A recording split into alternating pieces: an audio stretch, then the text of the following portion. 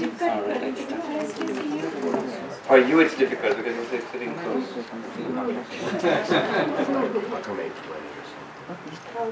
Om Sthapakaya cha dharmasya sarva dharmaswarupene Avatara Varishtaya Ramakrishnaya te namaha Jananim Saradam Devim Ramakrishnam Jagadgurum Padapadmetayo Shrutva Pranamami Muhurmuhu Namah Shri Yatirajaya Vivekananda Suraye Satchit Sukha Swarupaya Swamine Tapahari.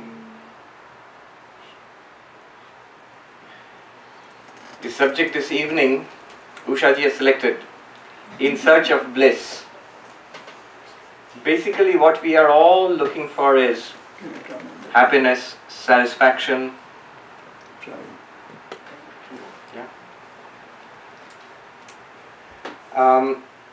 fulfillment, whatever word you want to use. And we have been trying to do that in all our endeavors. From a little child playing with a toy to the man of action pursuing a career in business or in academics or something. In all ways, from the most immature mind to the most developed, educated, strong mind, all of us, we are basically trying to achieve happiness.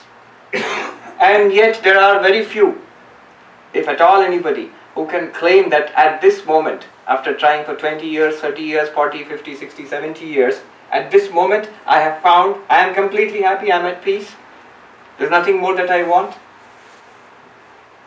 I have attained that happiness, after which I do not want anything more.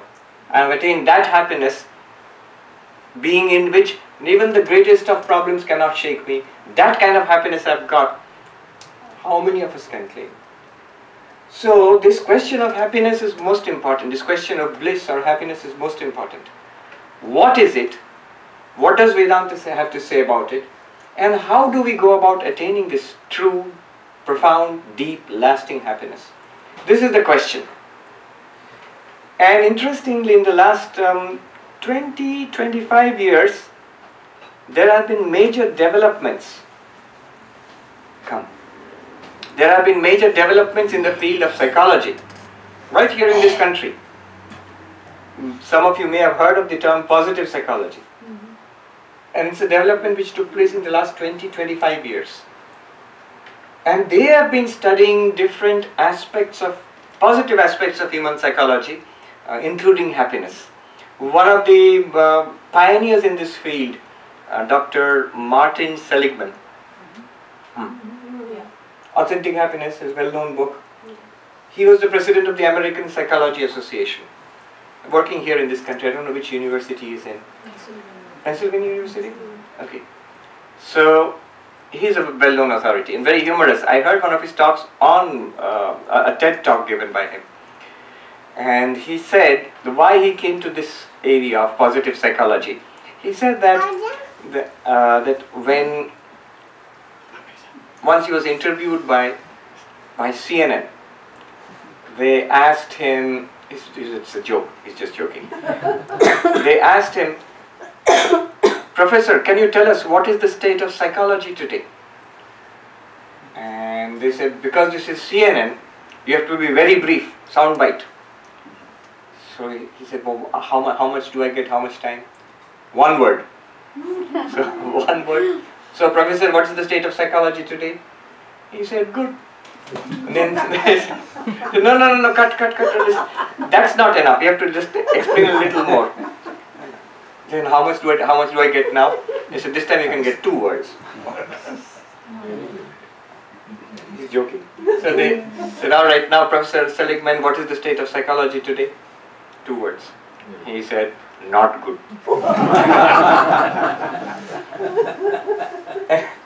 Then the reporter was confused.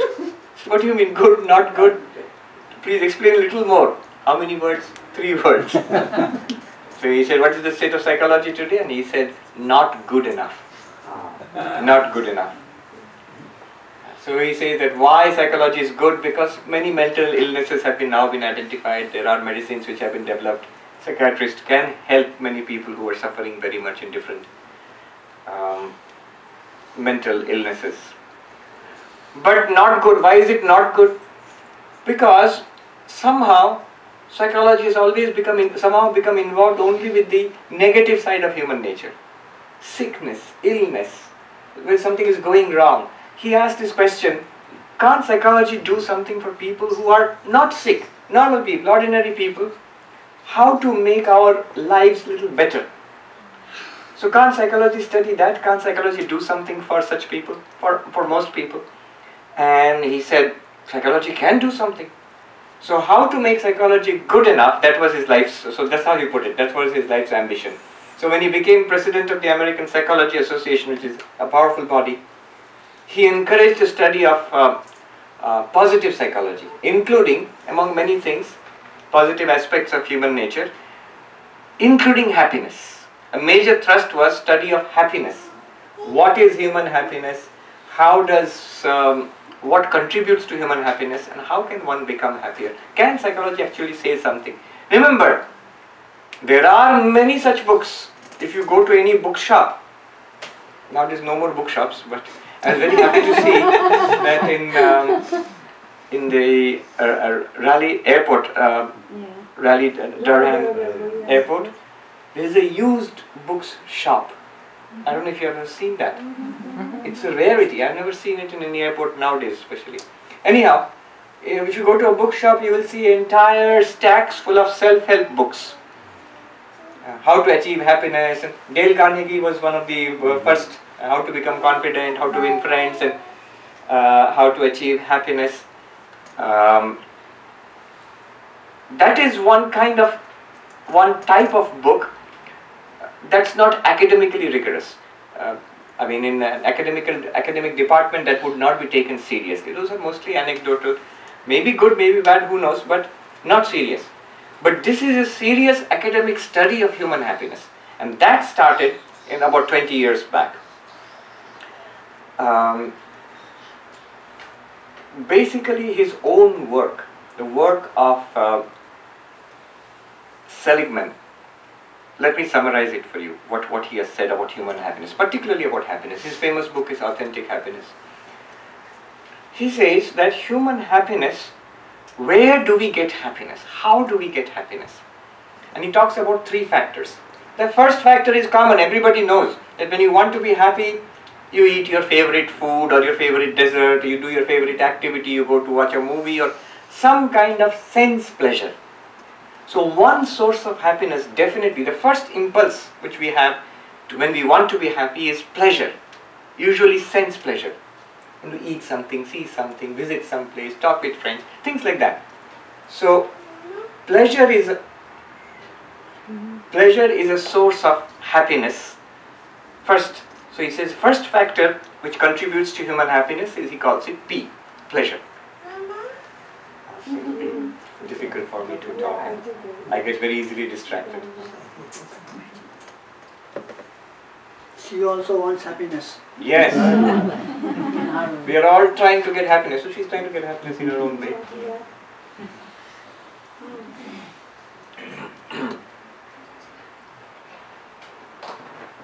So he said that one factor is P, pleasure.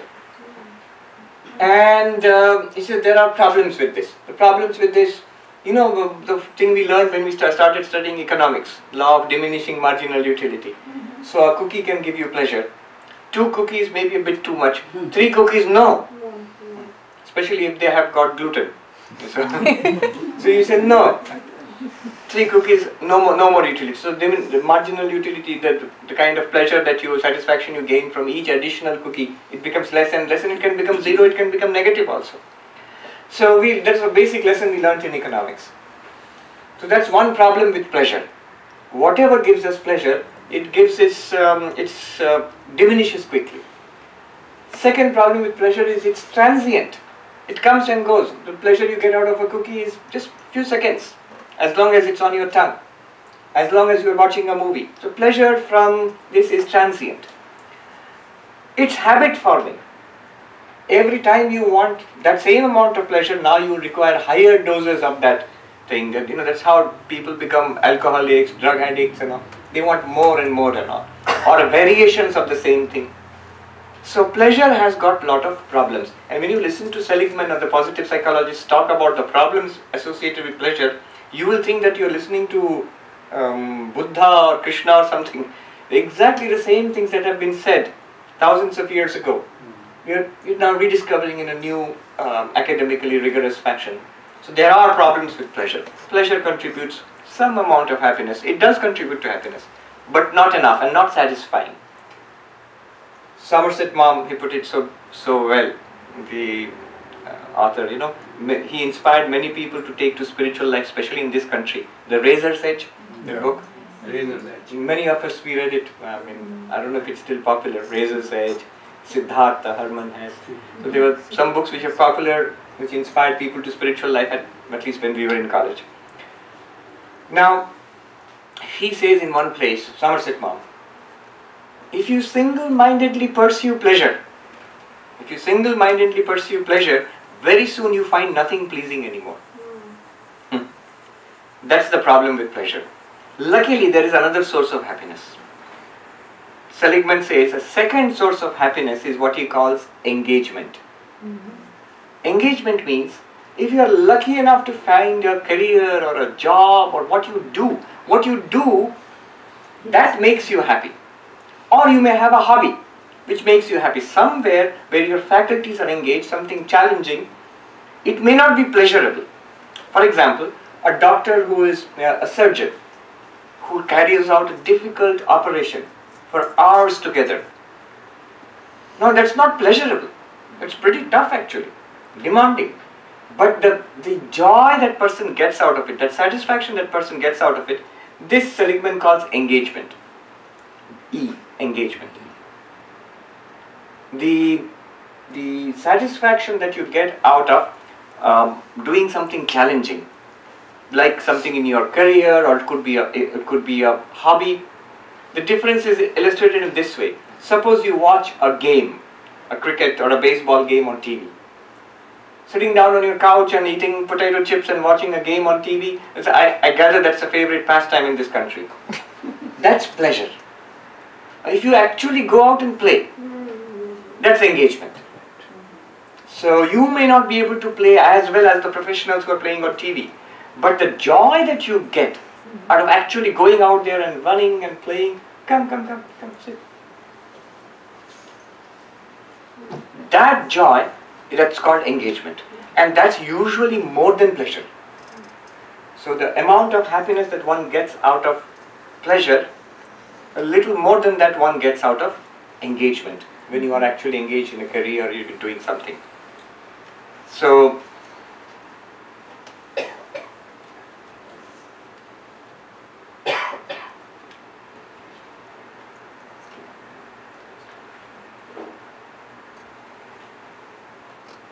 engagement gives more happiness than pleasure.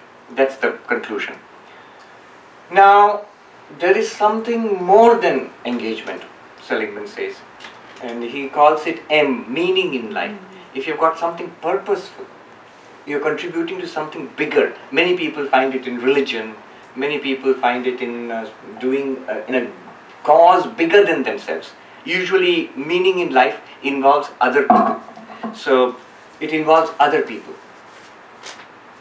Something where you are doing something for a larger group outside the circle of your own family or your own small self.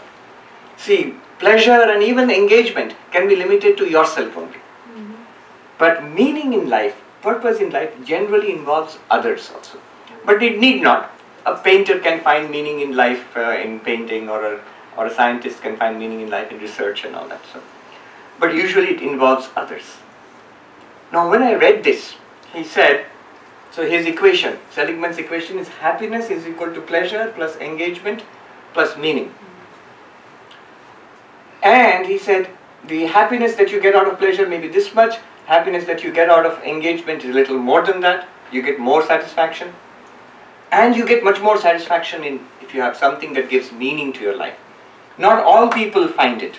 There are very few lucky people who find that. And when I saw that, I found immediately what struck me was the structure of the goals of human life that you have in India. We all know the words dharma, artha, kama, moksha. Kama, pleasure. Artha, wealth, success, status, achievement in life. And dharma can mean many things. Morality, decency, goodness, religion, can mean many things. Now can you see the mapping? Pleasure and kama, engagement and artha, and you can stretch a little bit. Meaning in life and dharma, you can sort of stretch a little bit. The same idea, if you can see it working. What are these goals of human life that you found in ancient India? The idea was that people want pleasure, people want power, success, status in life, and the whole thing has to be based on morality, decency, goodness. When you want to do something for others, so dharma. These three things, actually if you look at it this way, these three things, dharma, artha, kama, they are all meant for giving happiness. We seek to have happiness in these ways. Just as Seligman has come to this insight that human beings seek to have happiness through pleasure, through engagement, through meaning. Similarly, the idea in ancient India was we seek to have happiness through pleasure, kama, through achievement in society, in life, through wealth and power and prosperity, artha, and through morality and goodness and decency. That also leads to happiness. So, and in addition, there are subtle variations. Pleasure can give us happiness, and the expectation of pleasure can also make you happy. For example, when you're going out to your favorite place for eating, to have lunch there or dinner there, when you're going to eat it, you're going to get pleasure. But as you are going there, you already feel happy. The very expectation. Yeah. It's a well-known effect among economists that just before, so suppose somebody gets a pay hike, a bump in pay. Immediately, even before the money has come in, start spending more. In expectation. You're so happy. In expectation, you would start spending things on the things that you wanted, you start spending. So expectation of happiness also brings happiness. Another source of happiness is what in Sanskrit is called abhimana. I am such and such. I am the CEO of a company. Just knowing that makes you happy. I am a professor in, say, an Ivy League college. Just knowing that makes you happy. Abhimana. That my self-concept.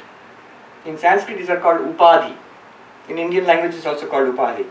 You know, when you write that Dr. So-and-so, PhD, and MA, earlier people used to write MA or MSc or BSc. I even heard of a person who wrote in India, in the British period, Mr. So-and-so, BA, within brackets, failed. Yeah.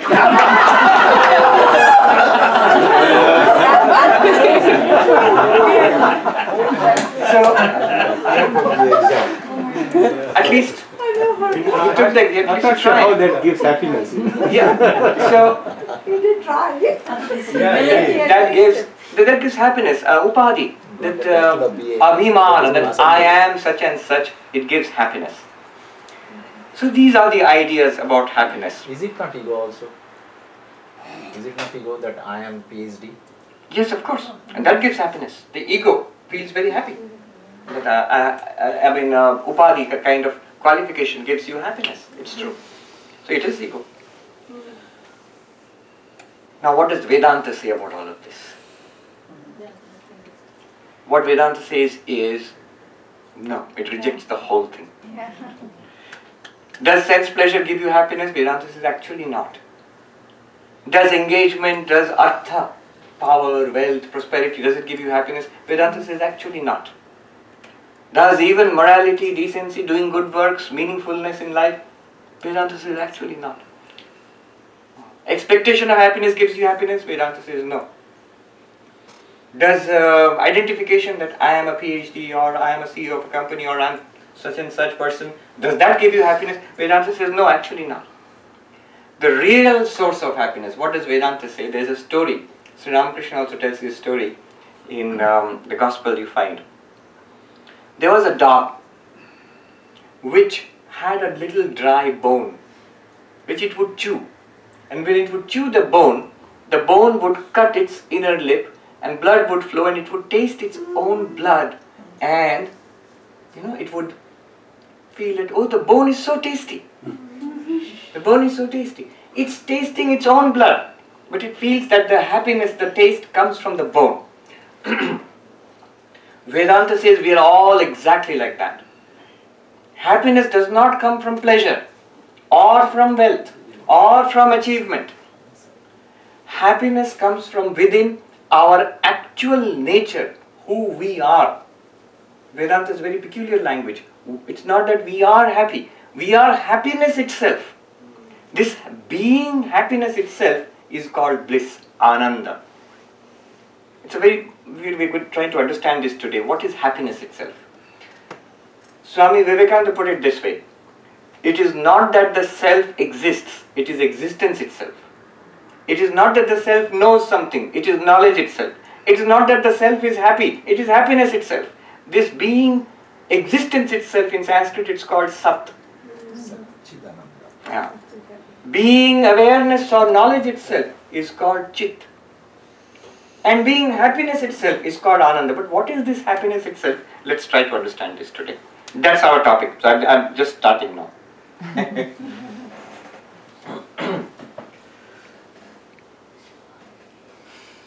According to Vedanta, the self within, this Satchidananda, it manifests itself as happiness. When the mind is clouded by desire, tension, the reflection of the self, the mind has the capacity to reflect the consciousness of the self and the happiness of the self. So you yourself, the mind is like a mirror in which you see your own face. What is your face? Your face is existence, your face is consciousness, your face is happiness, is bliss.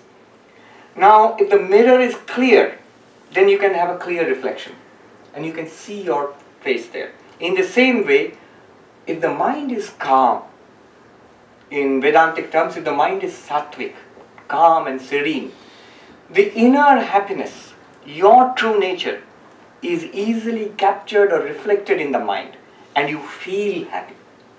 Let me repeat that. What we consider to be happiness, is nothing but the reflection of the Atman in the mind. It's worth repeating that. Happiness which we experience in life is nothing but the reflection of the Atman in the mind. So if the reflection of the Atman, I am the Atman, the mind is always there, so I should always be happy. Now when is the reflection not possible? If the mirror is dirty, if the mirror is covered over, if the mind is covered with desire, if the mind is agitated like the surface of a lake, which gets broken up into waves, then you cannot see the reflection of your face. If the surface of the lake is disturbed, you cannot see the reflection of your face. In the same way, if the mind is full of desire, if the mind is disturbed, if the mind is turbulent, then the reflection of the Atman is not clear there. And you don't feel that natural happiness which we should feel if Vedanta is right. Erich Fromm, he put it nicely, he is a famous psychoanalyst. He put it nicely, he said that in our modern culture especially, our natural state is, we are in a state of tension and release from tension. What is desire? For us, desire is generating a tension, and what is happiness? Releasing that tension. So generating a tension, do it through advertisements or whatever, generate a desire. It's nice. I have iPhone 6, but iPhone 7 is nice. Why? Advertisement tells me it's nice. Everybody who has got that phone is smiling. I also want to smile, so I need the phone. That's the subliminal message which is coming. So a tension is set up. So now you want to go and release that tension by buying that gadget.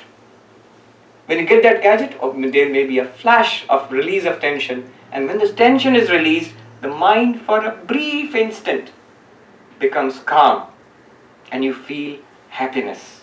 And like that dog, we feel, it is because of that gadget I feel happy. But all too briefly, unfortunately, something else will come up. And again cloud over the mind. Happiness, gone. Happiness is gone. According to Vedanta, our own self is reflected in the mind as happiness, and that's what we experience when the mind is in a proper state. And proper state means it has to be serene and calm. And say, prove it. In the Panchadashi, which is a Vedantic text, post-Shankara Vedantic text, there are interesting arguments for this. A couple of arguments I'll give. It's not the usual way we think, but consider these arguments. What are these arguments meant to show? That you, the Atman, Atman just means you. Atman means the self. It means you or I. And don't say my Atman. It's not like my kidney or my liver. Atman means I myself, my real self. That the Atman is Ananda. To prove that. Can you actually prove it through argumentation? Yes. At least that's what Panchadashi claims. Let me give you two arguments. What's the purpose of the argument? First, to prove that you yourself, the Atman, is the continuous source of happiness. Your Atman is source of happiness, never source of unhappiness. One. Second, it is the source of highest happiness. So this permanent highest happiness is called Ananda, bliss. Subject today, in Search of Bliss. This permanent highest happiness is called Ananda. And you yourself are that Ananda. Prove it. Very mathematical proof. I'll set it out before you consider it. It's a very strange way of thinking, but very interesting. The logic goes like this. It's in the first chapter of Panchadashi. The logic goes like this. Whatever makes you happy, follow this chain. Whatever makes you happy, you like it. Is it true or not? Yes. If something makes you happy, you like it. If somebody makes you happy, you like that person. If some job makes you happy, you like that job. Whatever, it may be a gadget, it may be a place, it may be a food, it may be a relationship, anything that gives you happiness, you like. Correct? And what you like, you try to keep it. Right? You try to retain it. Anything that you like, you try to retain it. iPhone 6, very nice. Why? Makes me happy. I like it. I like it, so I'll keep it. But next what happens? iPhone 7 comes. I don't like it anymore. The moment you do, why don't you like it? It's not giving me happiness. That one will give me, the new one will give me happiness. This one is not giving me happiness anymore. The moment you say it's not giving me happiness, what is your reaction? I don't like it. The moment you say, I don't like it, what is your reaction? I'll give it up. I will replace it with iPhone 7. Exactly same thing. It happens to gadgets, it happens to pets, it happens to houses, it happens to food, it happens to person also, husband and wife also. So it is not permanent. So if it is permanent, then it is... No, it's not permanent. If it gives you happiness, you like it. If you like it, you will keep it. If it does not give you happiness, you don't like it. If you don't like something, you try to get rid of it. It may be a person, it may be a thing, maybe a gadget, maybe a place, maybe a food, whatever it is. You try to get rid of it. So far, okay? You're with me? Now, the author of Panchadashi says, look at yourself. Nobody ever says, let me not be. I always want to keep myself. I always want to retain myself. If I always want to retain something, then it must be always a source of liking for me. If it is always a source of liking for me, what is a source of liking? That which gives you happiness. So myself. I do not get it. I'll repeat it as many times as you want. I'll repeat it. See, it's very simple. If something gives you happiness, you like it. If you like it, you'll try to keep it. That means something that you want to keep always, you like it always. You like it always means it always gives you happiness. Okay, this chain is okay. Then what about you yourself? You always want to exist. Nobody ever says, I want to give myself away. I don't want to be. Let me not be. Immediately you'll say, what about suicide? Let us solve that problem. I'll set it aside. But first of all, is this logic clear? I don't want to destroy myself. I always want to keep myself. Always want to keep myself means I'm always a source of liking for myself. Always a source of liking means always a source of happiness. Happiness, liking, keeping it. That means keeping it means it's liking. Liking it means happiness. So I am a source of happiness for myself all the time. Now you might say, just a minute, what about the counterexample, suicide? I don't want to live, let me die. But that's usually because of a problem, either in the world, my financial problems are too much, I want to commit suicide. My physical problems are too much, I want to commit suicide, euthanasia. My mental problems are too much, depressed, I want to commit suicide. But suppose you solve, okay, your mortgages are forgiven, loans are written off. Oh, then it's all right. What about suicide? No need to commit suicide. That means it is not that I hate the self. I have a problem somewhere. That problem, if you settle that problem, I want to live. That we always want to live, it's a very interesting argument. That we always want to live shows that we always like ourselves. We always like ourselves means that we are always a source of happiness for ourselves. Okay, this is one argument. The second argument is this. Alright, I may be a source of happiness for myself, but how much happiness?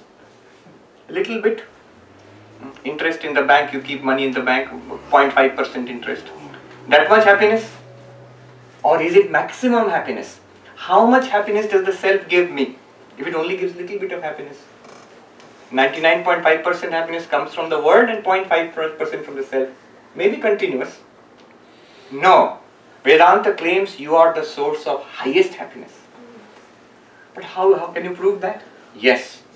The next argument is interesting. The argument is like this. If something is liked, if something is loved for the sake of another thing, then that other thing is loved more than this thing. Let me repeat. It may sound like a riddle, but a simple example will show it. If something is loved for the sake of another thing, then that other thing is loved more than this thing. What do you mean? So mother loves the toys of her child, of her son or daughter. She loves the toys because they belong to her child. Whom does she love more, child or toy? Child. If you say toy, that will be a very peculiar mother. So mother loves the child more than the toy. The toy is loved because it belongs to her child. And she loves the child more than the toy because the toy is loved for the sake of the child. The child is loved more than the toy. That which is loved for the sake of something else, that something else is loved more. Now Vidyaranya Swami, the author of Panchadashi, says, everything is loved for the sake of the self. And the self is not loved for anything else. So what is loved most? Something is loved for the sake of another thing, that other thing is loved more. Everything is loved for the sake of the self. You say, no, this is going too far. What do you mean everything is loved for the sake of the self? One young executive in a job, and he had a big job in a big company. And he said, I love my job. Come on in. There are chairs. At least I'm saying there are chairs very optimistically. There's one there. Yes. There. Alright, the argument goes like this. This young man who had a job, very nice job, he said, I love my job. So then somebody told him that, alright, you love your job. Yeah. Okay, you can go on doing your job, but you won't be paid for it. No. I need the money. So, the job is loved for the sake of the money it gets him, the benefits it gets him. Okay, then you can get you get the money, you'll be given the money, but you can't spend it. You just keep the money. No, I need the money for the things it can buy, for the things that I can do with it. Why? Because I need that for my family. Okay, you can get all those things, but you can't give it to your family. No, it's meant for my family, I have to use them. Alright, you can get all those things and you give them to the family, but it won't be your family anymore. It won't be your family anymore. So no, it has to be my family. So ultimately, job for the sake of the money, money for the sake of the things it can buy for the sake of the family for the sake of So, Again, remember, Vedanta is not asking you to be selfish. It's just pointing out a fact of life. Somebody may ask, what about unselfish people? People who are altruistic, who want to do things for others. A simple question will answer the thing. The person who says, no, I am unselfish. I don't do things for myself. I do things for others and I'm unselfish and I love doing things for others. Simple question there. This doing things for others, does it make you happy or unhappy? Happy. So ultimately it makes you happy. To be unselfish also makes you, the self, happy. That's why you do it. If it made you unhappy, then you would not be a very unselfish person. But being unselfish makes me very unhappy. No. I remember watching this movie long time ago, 70s, 80s I think, Hollywood movie. I think the comedian was there, Eddie Murphy or something. So he is giving, I think it was something like this, he is giving a donation to some poor person on the street there. So he takes out a dollar bill, he's giving it like this, and the person catches it, but he can't let go of it.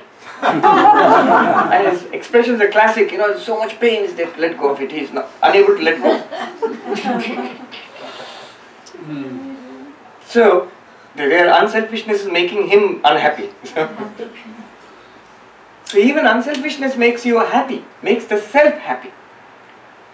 So the argument is, everything is altered. So what you do for the sake of another thing, that thing gives you more happiness.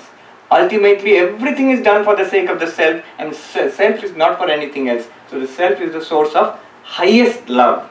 You love the self most. Now what do you usually love? That which gives you happiness. So what do you love more? That which gives you more happiness. If what do you love the most? That which gives you most happiness. If you love the self the most, the self must be giving you most happiness. So put these arguments together, and the conclusion is that the self is a source of permanent happiness and the self is the source of maximum happiness. You had a question? Yes. So just hold the question, let me finish.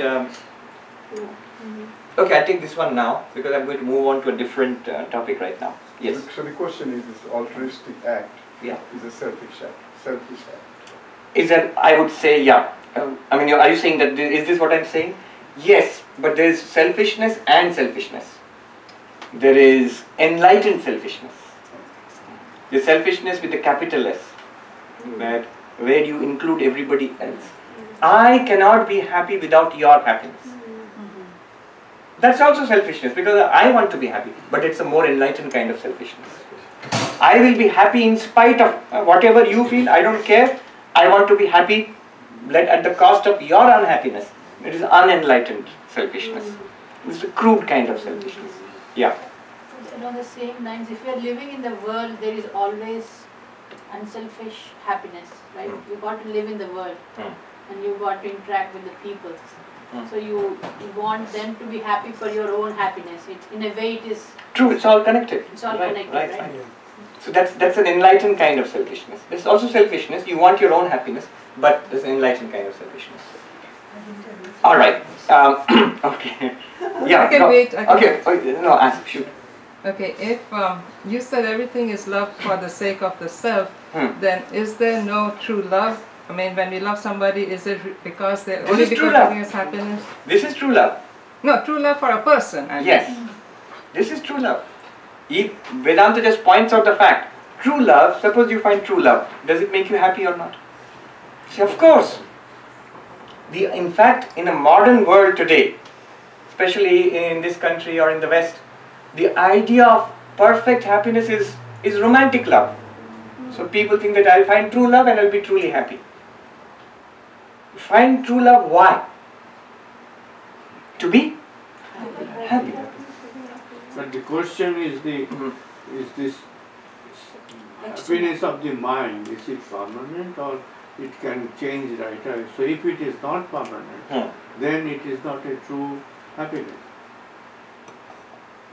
The state of mind dictates how is your happiness. Whether there's any kind of permanent happiness is possible at all or not, most secular materialist outlook will be that's not possible. This is all that there is. You find your happiness here and after some time you die, that's it, finished. But the answer of religion any kind of religion, is that there is a higher, deeper kind of happiness to be found. The devotee, the bhakta, says that I will go to Vaikuntha or Kailasha and live forever, or heaven, live forever in the presence of God, and I will find deep, genuine happiness. The yogi, he says, I will sit in Nirvikalpa Samadhi and I will find genuine happiness. The karma yogi, he says, I will serve everybody, Shiva Jnana Jiva Seva, I will see God in everybody and serve everybody, I will find genuine happiness. So, a spiritual seeker says that happiness is possible, deep, permanent happiness is possible. They answer this question, you ask this question, is a profoundly deep, lasting happiness possible or not? And in spiritual life, we say it is possible. In fact, all the different paths of spirituality, in one way they can be seen as seeking this happiness. Real, true, deep happiness. Now, what is Vedanta's answer to this? That's what we are looking at. I gave you two arguments. In the Taittiriya Upanishad, Vedanta is basically Upanishads. In the Taittiriya Upanishad, there is a section called Ananda Mimamsa, the analysis, the calculation of happiness.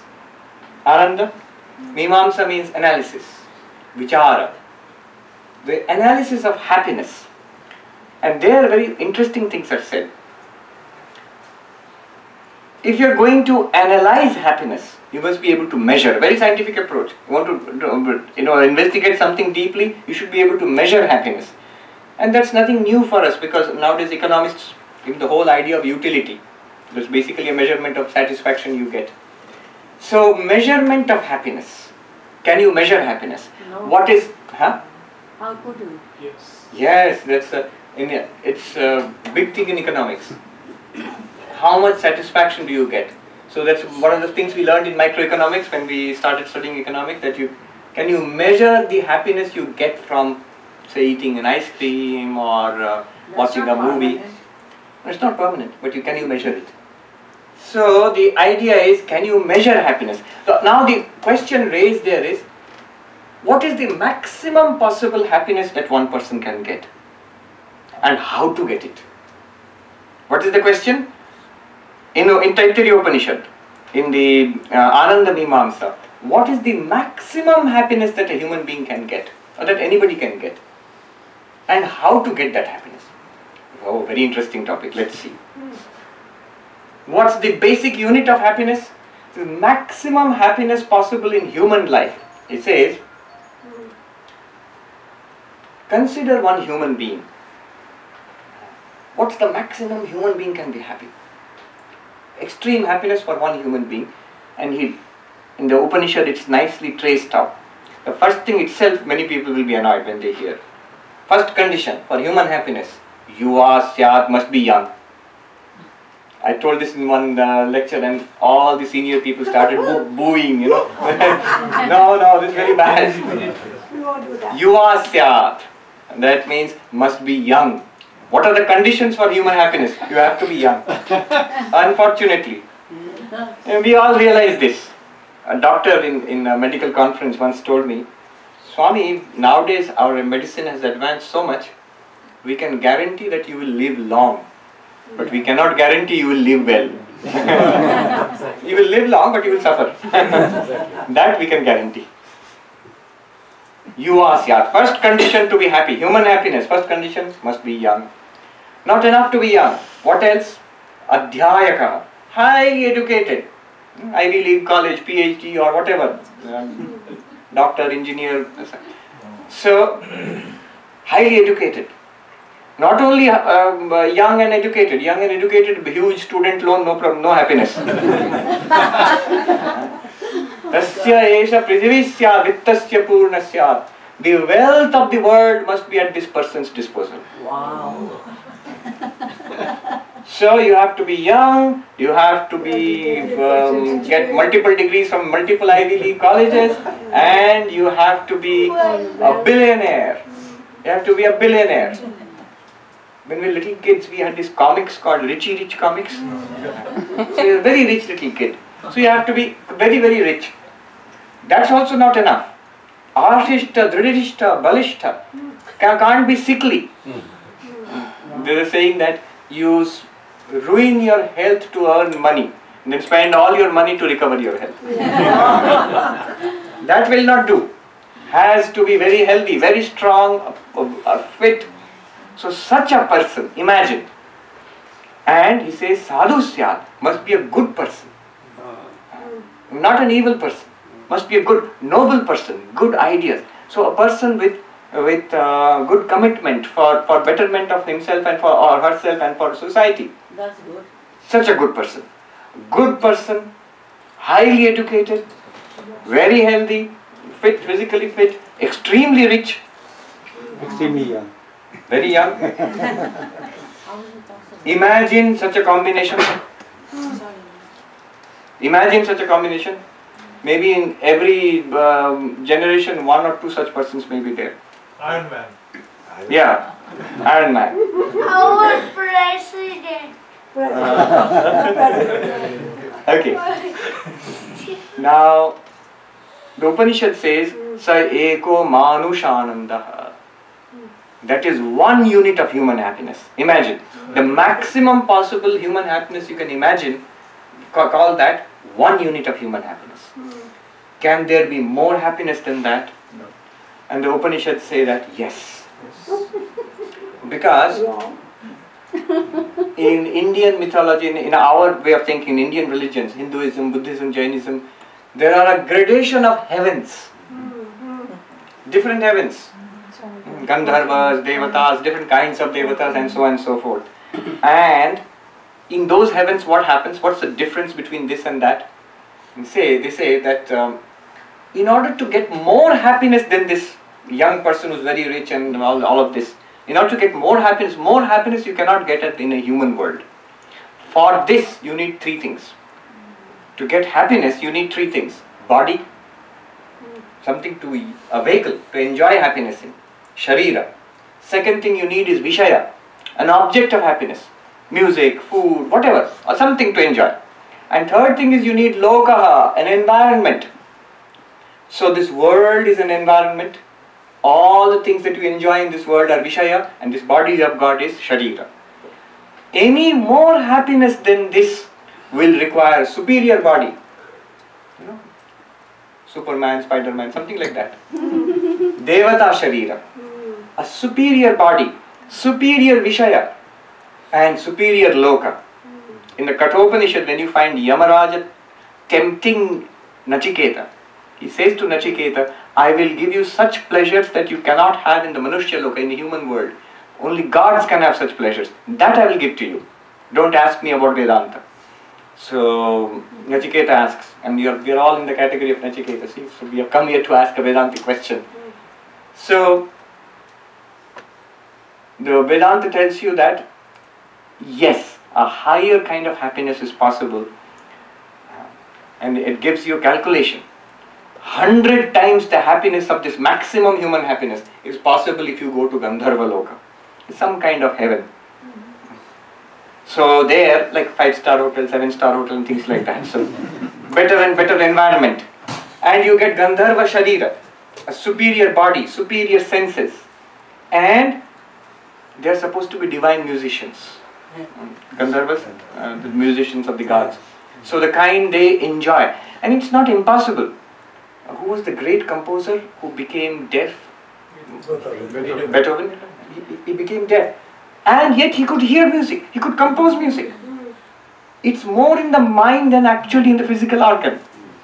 So imagine, Gandharvas must be some kind of beings who are like that. So extraordinary fine sense. An extraordinary level of happiness. And the Upanishad says 100 times more than what happiness we get here. That person can get. Now, here what does Vedanta say? Think about it. Basically, this person is getting happiness by getting the object of happiness.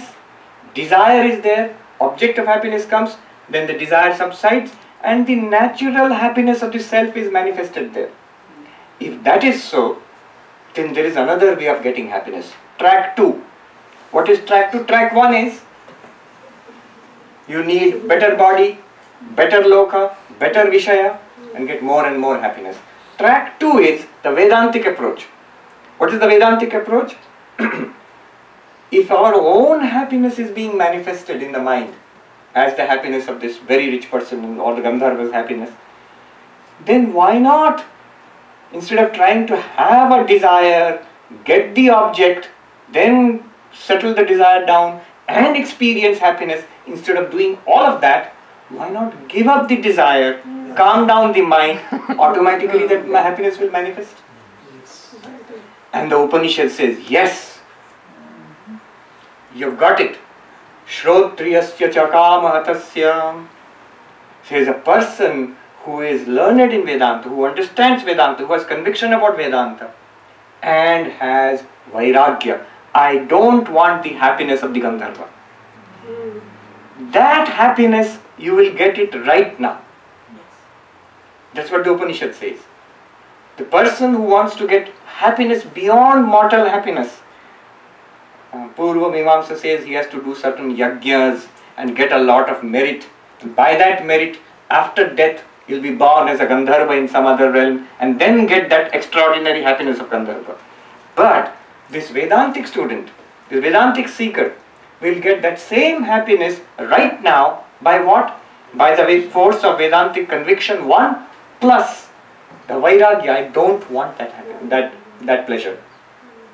Let my mind be free of the desire to enjoy the pleasures of a Gandharva. The moment you give that up, the mind calms down and the natural happiness of the self is reflected there. Do you see? Track 1 and track 2.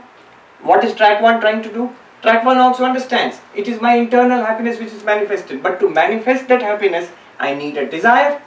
And I need to satisfy the desire. Then only I will get happiness. And if you apply to our common sense, our world today, most educated adult people, we understand that happiness is within me. It's not out there. But that doesn't help me. Because I need those things out there to help me manifest this internal happiness. I know happiness is inside me, but I need the car, I need the relationship, I need the money, I need the food to manifest the happiness within me. That's what we think. That's track 1. That's this guy who wants to go to and become a Gandharva, to get 100 times of maximum human happiness. That's track 1. The track 2 is, I don't need those things, because if it is inside me, can I not generate that happiness inside me without external things? That's the Vedantic approach. That genuine happiness is a shining forth of my own self in the desireless mind, in the peaceful mind, in the sattvic mind. And the Upanishad goes on. The Upanishad is relentless. Not only Gandharva, 100 times the joy of the Gandharva, you will find there's something called Karma Devata. If you go to that realm, get that kind of a body, get that kind of divine objects of enjoyment, you will get 100 times of the pleasure of the happiness of a Gandharva. Already you are 100 times in 200 times you have got, I think, 10,000 times. 10,000. Yes, 10 to the, I actually calculated, and it goes on like that.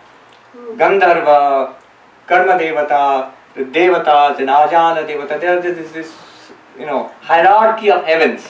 Each is 100 times the happiness of the earlier one. And constantly the Upanishad says, Shrotriyasya chakamahatasya, anybody who realizes that I am the Atman, I am the Ananda which is manifested as the Ananda of a Manushya, as the Ananda of a Gandharva, as the Ananda of a Devata. I am that Ananda myself. I can get it right here.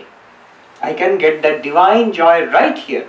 That greatest happiness, I can get it right here just by letting go of those desires. By remaining convinced that I am Chidananda Rupaha Shivoham, I am that, remaining convinced and settled in that, I can get that happiness. This is track 2. This is the difference between spiritual life and worldly life. We are all spiritual seekers. That's what we are trying to do. What does this person do in track 2? What the person does in track 1 is clear. He is trying to earn money and trying to make it in the world. Or if he believes in Karma Kanda, doing lots of Vedic sacrifices so that he can go to... Even now people are doing. they can go to other heavens and all that. We say that, oh, I have got vairagya, I don't believe in those things. We have got vairagya because we don't believe in it. One Swami told us, do you have desire for the pleasures of heaven? And we are all young brahmacharis. He says, no, we don't have this. You cannot give up the pleasure of a laddu here in this world. It's just because you don't believe, modern people don't believe in those things. That's why you say, I have got vairagya, I don't want that. Here you cannot give up a simple thing, and you are saying you are going to give up the pleasures of heaven. Those who say, I do not want this, the person is not saying that I don't want happiness. I want happiness. That happiness will naturally manifest when they give up those desires. Oh, that's also transient, right? Okay. Now, how far up does it go? Higher and higher happiness. It goes up to the happiness of the gods. It goes up to the happiness of Indra, the king of the gods. It goes up to the happiness of Prajapati. It goes up to the happiness of Brahma, the creator of the world, Chaturmukha Brahma. That's the maximum happiness the Hindu heavens they can think of. And I calculated how much. 10 to the power 2, 10 to the power 4, like he was calculating. And it came to 10 to the power 20. 1 followed by 20 zeros. I don't know what number it will be. So many trillion, quadrillion. Times what? Times the happiness of the maximum human happiness. 1 unit. 1 unit. 1 unit. The maximum human happiness of that multi-billionaire young person, trillions of times more than that. That's the maximum happiness you can think of in all the heavens, in Hindu cosmology and in mythology. But the point they want to make here is that entire happiness is available to each one of us right now if you have got Vedantic conviction, Vedantic realization and vairagya towards all of that. And don't want it, I am that which is being manifested as happiness. I'll come to you. So this is what Vedanta says. What does this person do? That person is engaged in trying to get that kind of happiness. What does the Vedantic person do? Just give up desires and sit quietly? No, is engaged in Vedantic pursuit. You see how spiritual practices contribute to happiness. Just the reverse of worldliness. In worldly action, I act for myself because I think that if I do things for myself, I'll be happy. Wrong idea. Doesn't work. In spiritual life, the Vedantic student reverses it. I don't want anything for myself. All my actions are service given to all. Maybe in a devotional sense that my Lord, my Krishna or my Rama is present or my Ramakrishna is present in all of them. So I serve my God by serving humanity. You see, reversing. All action done for this person to make myself happy, unhappy. I don't want to do anything for myself. I am acting for the sake of others. It sounds counterintuitive. If you do things for others, how will you be happy? The general feeling is, if I share with others, then there will be less for me. This is called poverty mentality. I have so much that gives me the power to share with others. It's called prosperity mentality. It may be money, it may be time, it may be energy, talent, whatever. So, the Vedantic student works for serving others. Happiness. Love. We think, the worldly person thinks that the love scattered in the world will bring him happiness. I love my wife and children and money and down to my dog, pet dog I love, so that I will get happiness from the 101 things in the world.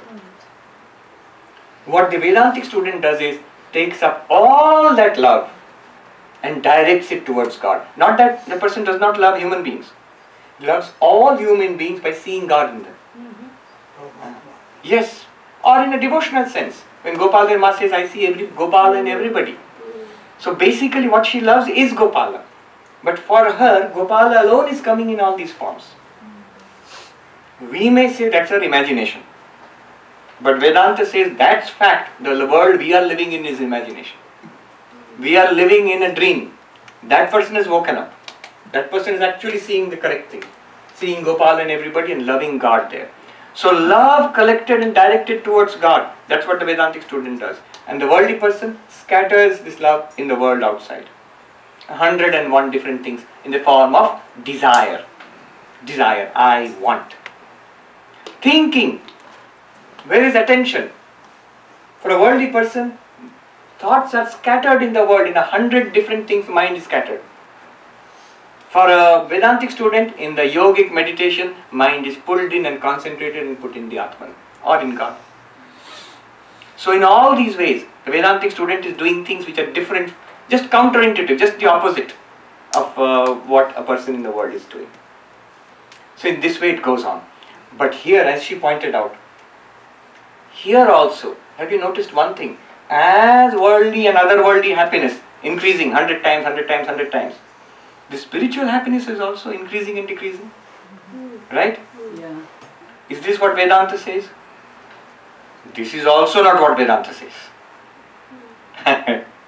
Even this idea, you have to go beyond this.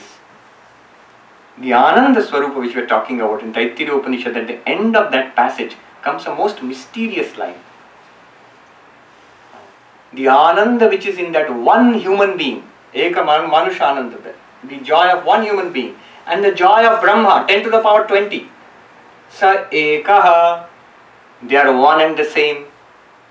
Now this does not make sense. How can 1 be equal to 10 to the power 20? 1 is equal to 10 to the power 20. That's what they are saying. Now we are talking about track 3.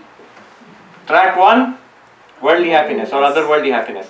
Track 2, the Vedantic student, the Vedantic seeker. We are trying to get happiness in spiritual life.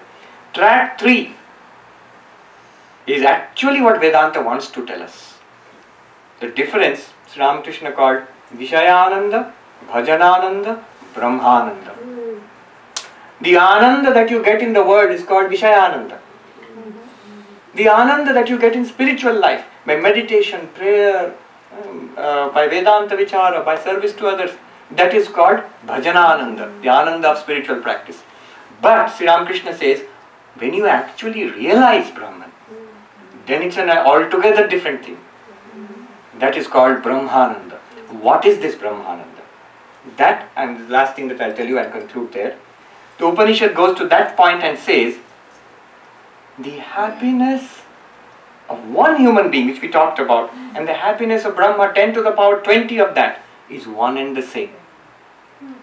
What do you mean it's one and the same? Here is the meaning. Actually, it is all reflections of happiness of the same Atman, of Satchidananda Brahma. Depending on the mind, the mirror, a lake of water will give you one reflection of your face. A steel mirror will give you one reflection of your face. A polished glass mirror will give you another reflection of your face. A polished platinum mirror will give you another reflection of your face. But isn't it all the same face? Yes. One face. Somewhere poor reflection, somewhere better reflection, somewhere fantastic reflection. Human being, poor reflection. Gandharva, better reflection. Devata, better reflection. Brahma, fantastic reflection. But reflection of what? Of the self which you already are. These are all reflections of the self. Whether you do it in a worldly way by getting all those objects and trying to enjoy them and get happiness, or by giving up those desires and automatically manifesting that happiness, in all the cases, as the mind becomes more and more purified through spiritual practice, your joy increases. But all these are reflections of the Atmananda which you already are. That Atmananda, that Ananda Swarupa, your nature, that is called Brahmananda. Now note something here. This is where people get a little difficult to understand, The worldly pleasure, can you feel it? Yes. The spiritual pleasure, track 2, can you feel that? Yeah. Do you see sadhaka, sadhikas, they are very happy? One reason I became a monk was when I was a kid, the ashram was nearby. I used to think that, okay, my dad and mom, they have marriage and kids and money and cars and a position in society. These people who stay in the ashram wearing this strange dress, they don't have money, they don't have family, they don't have a car, they don't have even a house. Yet they are more happy than my own parents. How are they happy without all these things? My parents and my uncle and aunt and all, they are all doing it to get happiness, and yet they are not happy. And these people, without all of that, they are happy. You see, this is the track 1 and track 2. But track 3 is interesting. Track 3 is Brahmananda. Track 1 you can feel, worldly pleasure can you feel? Yes. Spiritual happiness can you feel? Bhajanananda? Yes. Brahmananda, can you feel it? No. What you will feel is spiritual happiness. Track 2. That one is not an experienced happiness. That is the source of all experience. Let me put it this way. Sat, pure existence, is not a thing which exists. All things which exist depend on Sat for their existence. Chit, pure consciousness, is not a conscious experience. All conscious experience depends on that Chit. Ananda is not a particular type of pleasure or happiness. All pleasure and happiness depends on that Ananda. Can you see the parallelism? Sat, Chit, Ananda. Sat is not a thing. Chit is not a particular conscious experience, and Ananda is not a particular kind of joy. Rather, Sat is the basis of all existence. Chit is the basis of all conscious experience, and Ananda is the basis of all joy, meaning, value in life. So you become that? You are that, right? Excellent. No, when Brahmananda. When you get Brahmananda, it means you realize that you are that. In fact, Vedanta says you already are that. We already are that. You're trying to experience yourself in different ways. The joy that you're seeking out there is not out there. It's not even within. It's you. What we are trying to experience all our life long is already within us. We are that. This universe that you experience, its existence depends on your existence. Its consciousness, the conscious experience of the universe you have, depends on the pure consciousness which you are. And all the joy, the satisfaction, the meaning in life that we are seeking, actually the locus of that, the source of that, is that Brahmananda within us. Within us means our own self. Is that called self-realization? That is self-realization. So, let me just point out the distinction. Worldly pleasure, can it be more or less? Yes. Certainly, from 1 to 10 to the power 20. Spiritual happiness, can it be more or less? Yes. Certainly. Some can be more happy, some can be less happy. Track 2. But this Brahmananda, can it be more or less? No. It's always infinite. It's always infinite. It neither increases nor decreases. It is what is experienced as different kinds of happiness. Shankaracharya comments, within you is an ocean of happiness, the spray of which, few drops from which, the whole world is mad after. The entire ocean of happiness, you are. Can you repeat one more time? Shankaracharya says in his commentary on this portion, in Taittiriya Upanishad, within you is this ocean of happiness, the spray of which, a few drops from which, the whole world is mad after, trying to get it. That's the whole game in the world, trying to get that happiness. But the entire ocean is you. But how can I get that? How can you get that? You know it's what it's like. How can I get that? Now you are interested. I must have it. It's like a wave is asking, how can I become water? Yes, you are water. The gold ornament is asking, oh, there's something nice called gold. How can I become gold? You are gold. You are Brahman. Then let me rephrase the question. I may be that, but I don't feel that way. I don't seem to understand it. I am not getting the benefit of it. You are saying that I am a billionaire. A rich uncle left you $1 billion. But I am still on welfare because I don't know where that $1 billion is. Factually, theoretically, billionaire. But practically, on welfare. That's our condition. Yes, I am Brahmananda, all nice things I read in Vedanta and Upanishad, but when I go out there on the freeway there, I'm still struggling, the poor old me. So what is the difference? The difference is this.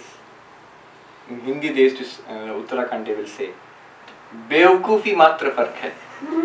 Foolishness alone is the problem. The technical word used in Vedanta is ajnana. You don't know it. All you have to do. In Hindi, our Uttarakhand teachers will say, Ajnaan ke karan dukh hai. Jnaan lao. Andhakar se dukh hai. Prakash lao. From darkness, your suffering is because of darkness. Bring light. What is that light? That light is Vedantic knowledge. So this Vedanta has a unique view about bliss. In Search of Bliss, Vedanta has a unique view. You are bliss itself. Questions? I can take one or two. Swamiji, one thing I wanted to ask you. That in 3 tracks, the first track we can see a person happy, we can see him happy. Yes. The second track also we can see them happy. Yes. But one who reaches the bliss, the absolute happiness, he doesn't exist anymore. We cannot see him because once he crosses, merges with Brahman, he never comes back. Not true. Is he happy or not? Yeah. Is he happy? But he intentionally wanted to be. Yes, but any Brahmagyani, listen, Brahmagyana does not mean death.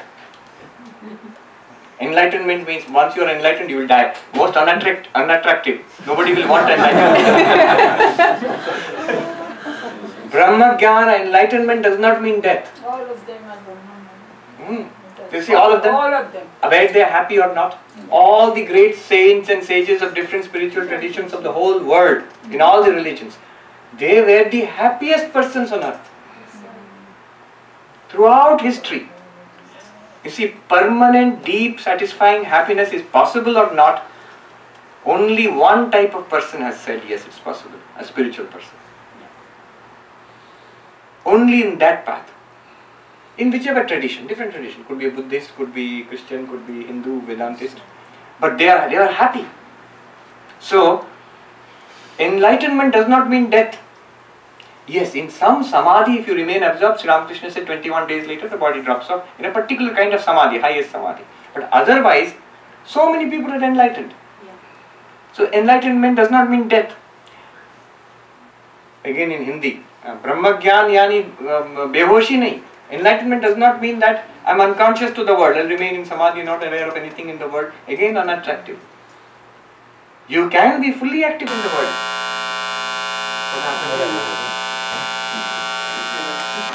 Yeah.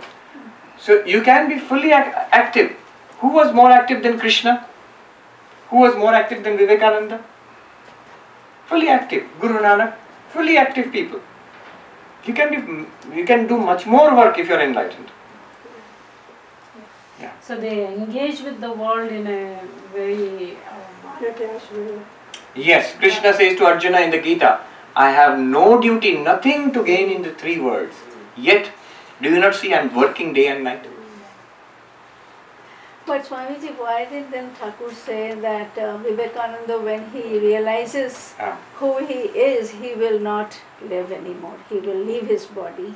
Yes. Why? Because if he merges with... Sri Ramakrishna said it's under lock and key. You have to do my work, then I will let you go. Thank God, otherwise we wouldn't be sitting here today. I'll come to you. Yeah. For everybody, yes, it is not possible to get meditation, get into samadhi and samadhi. For everybody, there are certain individuals those who take that path. Others can be through karma yoga. Others through the bhakti yoga. Yes. So consequently, because somebody has crossed the Mount Everest, I don't need to. I might cross the molehill, but reach that Satchidananda. Absolutely. Absolutely. You can take the path of jnana, you can take the path of meditation, you can take the path of service, you can take the path of devotion, one or more or all of these and be free. That is the goal, purpose of human life. Vivekananda defines religion. through work, through worship, through meditation, through knowledge, by one or more or all of these, and be free. That is the whole of religions: books, temples, doctrines, churches, secondary details. Question? You have a question? Which is easier, track 1 or track 2? What is the question? What is easier, track 1 or track 2? Which is easier? What is easier? It depends. It depends. It's a good question. It depends. It depends on the. So what does it depend on? It depends on our preparation. On one Swami told us in the Uttarakhand. One must have an internal honesty. That is very important. जैसे अपने जीवन की सच्चाई का कदर करो. You need not tell anybody else. I did not tell anybody else. But internally I know what I am. There's no need to fool myself. Yes, I am Satchidananda. Everybody is Satchidananda and everybody will be enlightened. But right now I also should know where I am starting. So if I need to experience the world, I need some experience of the world. So I take track 1 for some time. Experience the world. See, Ramakrishna says, go and see. Experience the world a little bit. A mature renunciation is better than an immature renunciation. But one must be intelligent. Experience it. Why do you have to repeat it 10 times, 20 times, 100 times? See it once. This is what it is. Go ahead. And another thing. See it and let it go. Don't get stuck anywhere. Sri Ramakrishna used to say, go forward. That applies to worldly life also and spiritual life also. So, the answer to your question is a good question. Is which is easier? It depends. For some, track 1 may be easier. For another person, track 2 may be easier. It depends on the mindset of the person. Yeah. A friend of mine, a monk, he went and met his classmate. They had studied in school together. So his classmate was a corporate leader. You know that he had his own company and he was married. He had children.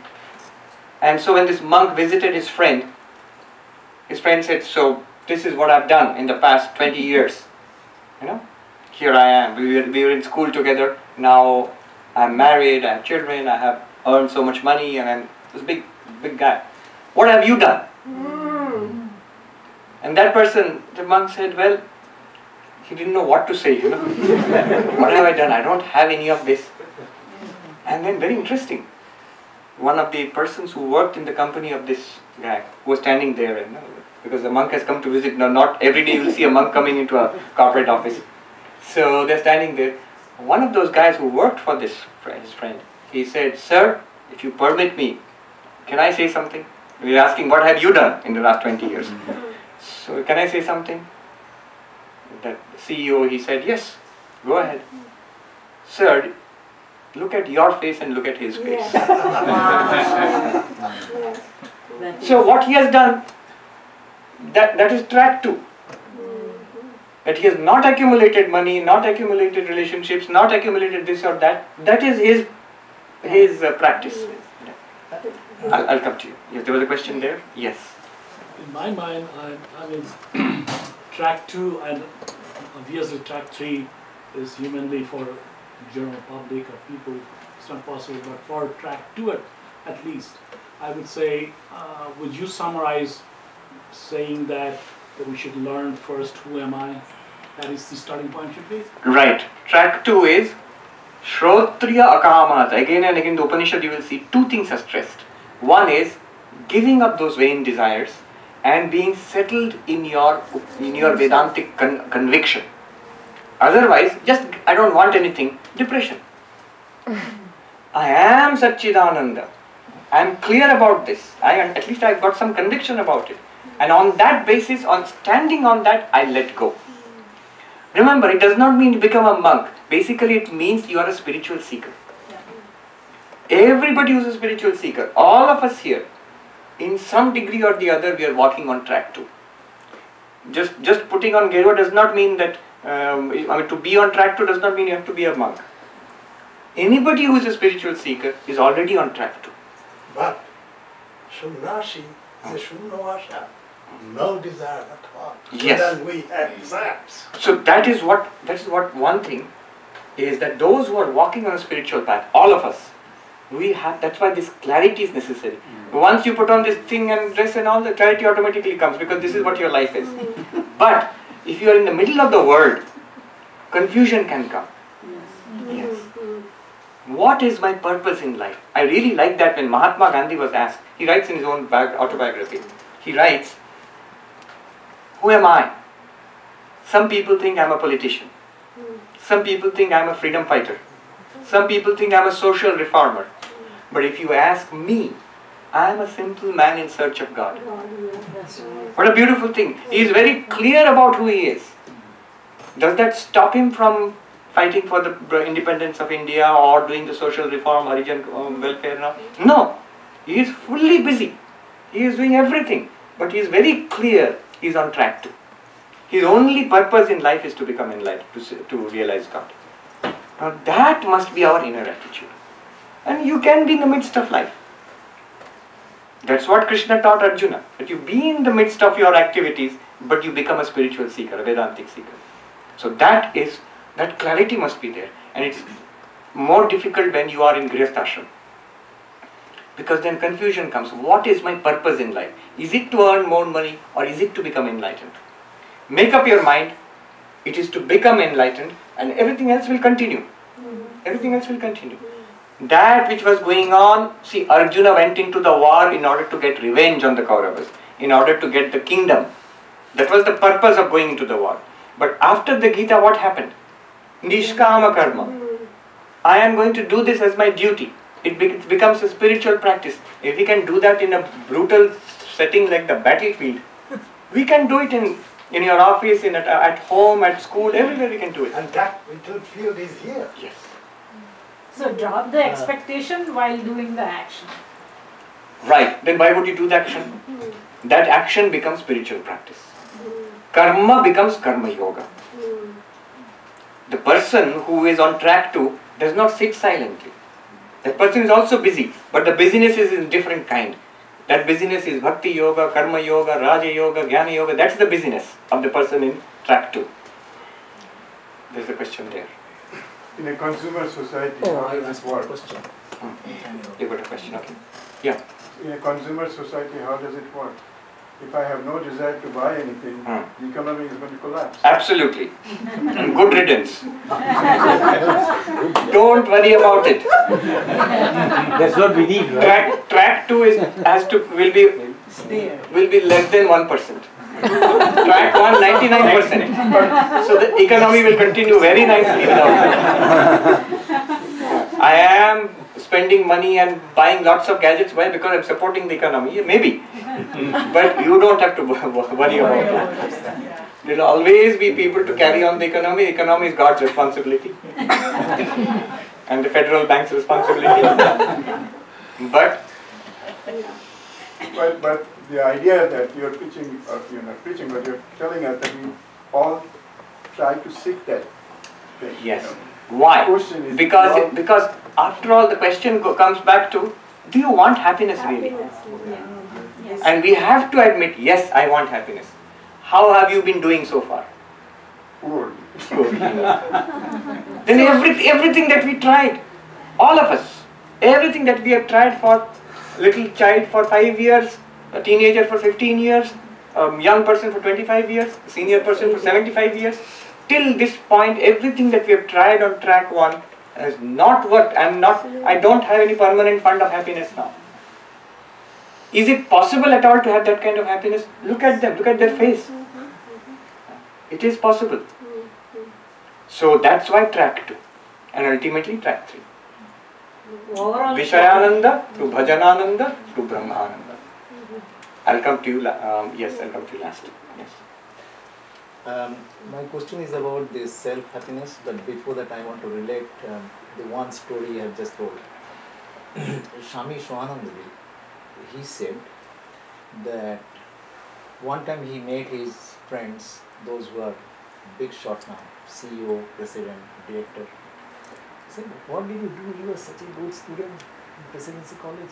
What are you doing? He said, what am I doing? just see, you are such a big CEO, you are touching my feet. Yeah.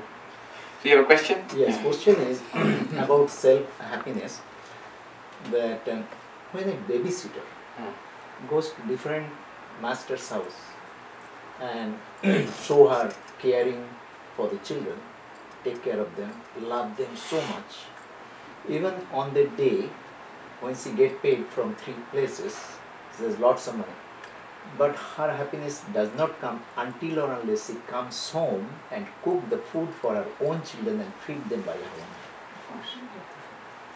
So what's the question? The question is, the happiness is there, that even then she is doing all the services.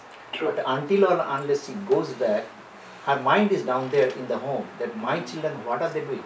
They are also, she is also taking care of them like a children. True. But this just goes to show that argument we gave earlier. If something is loved for the sake of something else, that one is loved more. So all this babysitting and money is earned for the sake of our own children. That is loved more. So more happiness comes from that. Alright, last question. Usha ji. No, that question was, see, we all are afraid, oh, if you don't make money, economy will fall and this and that. Money making is not bad in itself, but how we make money and how we spend money. So maybe that would take a little bit on the track too. True. Sri Ramakrishna was asked, is it bad to think somebody wanted a raise in the salary? So is it bad to pray for that? He says, no, but you must spend it well. Yes. They say in Hindi very nicely, वो जमा करने की एक कला होती है और छोड़ने की भी एक कला होती है. See, what happens is, if I hold on to this, I think I'm holding on to the microphone, but I'm also caught. Yes. You hold on to money, you think you are holding on to money, but money is also holding on to you. You are also caught. And you are caught with something that will not remain with you. Right? So it's dangerous. You're setting yourself up for deep suffering. Psychologically, if I catch hold of that, then towards the end, when everything breaks down, body is breaking down to the point of death, it will not let go. I have seen people telling the children at the point of death, hey, there is under the mattress so much money is hidden there. You're dying. It's all finished, it's gone. They dignify it with the name of love for the children, but it's not love, it's attachment. Yeah. Alright, so we'll call it a day today. Tomorrow's program? Yes, tomorrow the program starts at 11 o'clock, but I would request, if you could do it, please come 10-15 minutes early.